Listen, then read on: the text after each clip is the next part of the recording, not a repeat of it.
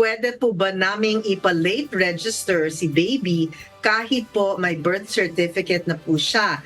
Ibinigay lang kasi siya sa amin kasama yung birth certificate niya. Gusto kasi namin ay apelido na namin ang gamitin niya. Wow, meron silang bagong baby. Attorney VP Talo from Sarah. Maling-mali po yun, Miss Jackie. Kasi sa ang lumalabas, pamimeke po yan ng dokumento kasi meron ng existing na certificate of live birth yung bata, yung baby. In fact, meron pong crime, yung tinatawag yung simulation of birth.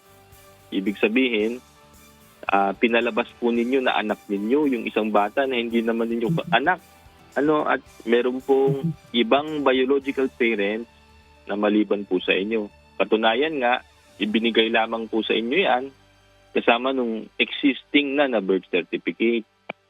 So, Miss Annie, sa paggawa po ninyo, kung inyong nanaisin, napikiin po, pamagitan ng pag-declare, ng anak po ninyo, yung isang bata, hindi nyo naman talagang tunay na anak, dinanakaw po ninyo yung identity ng bata.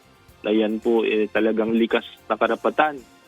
And universally known, fundamental right po yan, universal right po ng bawat tao na magkaroon ng identity kapag pinanganak. Yan po hindi po marapat gawin kasi labag po yan sa batas at meron pong parusa, Miss Annie. Okay. Ang Attorney, dapat po siguro nilang, yes, Miss Annie. Paano kung gusto mong i-adapt siya, attorney? Hindi naman nakilala na yung Yun na po yung susunod kong sasabihin. So instead na gagawan nyo ng peking dokumento, ang marapat po nilang gawin dumaan po sa proseso ng pag-adapt doon po sa bata. And yung pong proseso na yan, meron pong mga dapat kayong pagdaanan.